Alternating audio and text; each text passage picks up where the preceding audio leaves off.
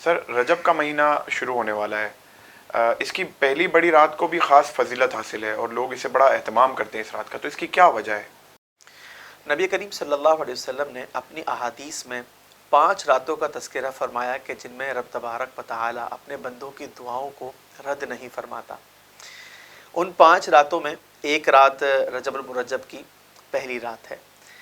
یعنی یوں سمجھ لیں کہ بندہ دعا کرتا ہے اور رب تبارک و تعالیٰ کی جو کرم نوازیاں ہوتی ہیں، اس کی عطائیں جو ہوتی ہیں وہ جوش پر ہوتی ہیں، بس یہ دعا کی اور قبول ہو گئی۔ اب ان 5 راتوں میں جس طرح رجب کی پہلی رات ہے، اسی طریقے سے شعبان المعظم کی 15ویں شب یہ بھی ان راتوں میں سے ہے، شب جمعہ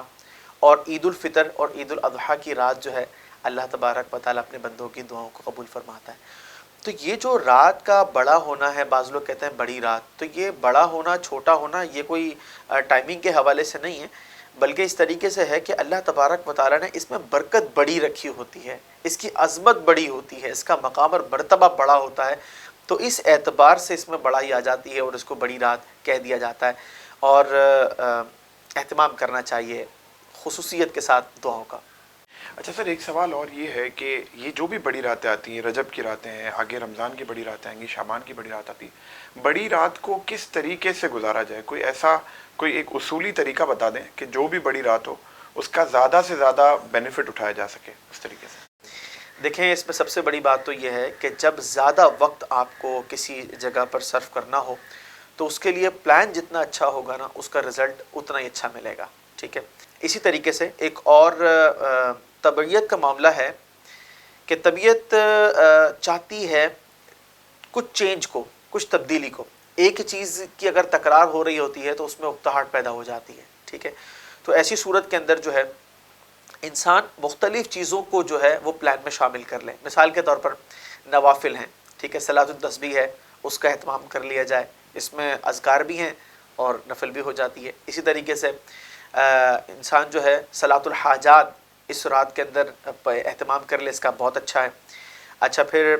قرآن پاک کی تلاوت، سورہ بقرہ ہے، سورہ یاسین ہے، اسی طریقے سے سورہ ملک ہے، اس طرح کی اور دیگر صورتوں کو اس میں جو ہے وہ شامل کر لیا جائے۔ آیت الکرسی کی ایک تعداد مقرر کر لی جائے،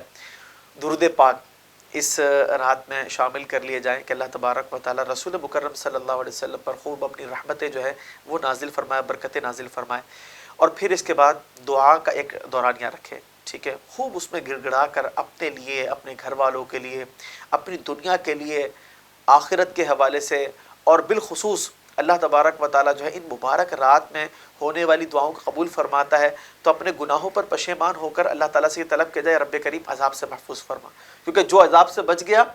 وہ در حقیقت کامیاب ہے، ٹھیک ہے نا؟ تو اس طرح دعائیں کی جائیں۔ اچھا، پھر اس کے علاوہ گھر میں برکت کی دعا، آپس کے اندر اتفاق، محبت، ٹھیک ہے نا، اس طرح کی دعائیں جو ہیں وہ بکثرت کی جائیں۔ اچھا، پھر اس کے بعد تہجد کا اہتمام کیا جائے، اگر آرام نہ کیا ہو تو صلاۃ اللیل پڑھ لی جائے، پھر ایسی رات کی روحانیت بھی پھر علیحدہ ہی ہوتی ہے۔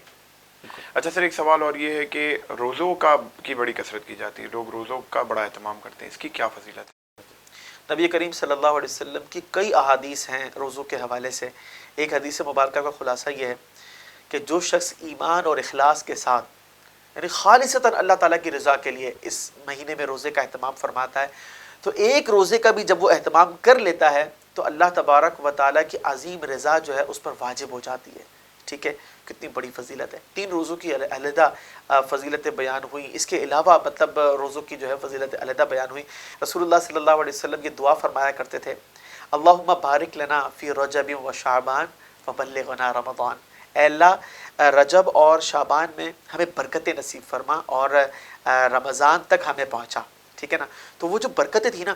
نیک اعمال کے سلسلے میں برکتیں ہیں، سخاوت کے حوالے سے برکتیں، اور دیگر معاملات کے حوالے سے، تو ہمیں بھی اس کا اہتمام کرنا چاہیے۔ اور بزرگان دین کا یہ معمول تھا کہ وہ گویا کہ رمضان المبارک کی تیاری کے یہ جو 2 مہینے ہیں نا، یہ ایک طرح سے شمار کیا کرتے تھے، یعنی شعبان اور رجب، ان دونوں میں وہ بھرپور تیاریاں کر کر اپنے آپ کو فارغ کر لیا کرتے تھے کہ رمضان میں جو ہے بھرپور عبادات کرنی ہے، تو ہمیں بھی اس کا اہتمام کرنا چاہیے۔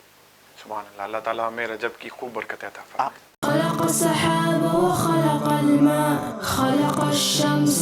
في الفضاء سبحان خالق الحياة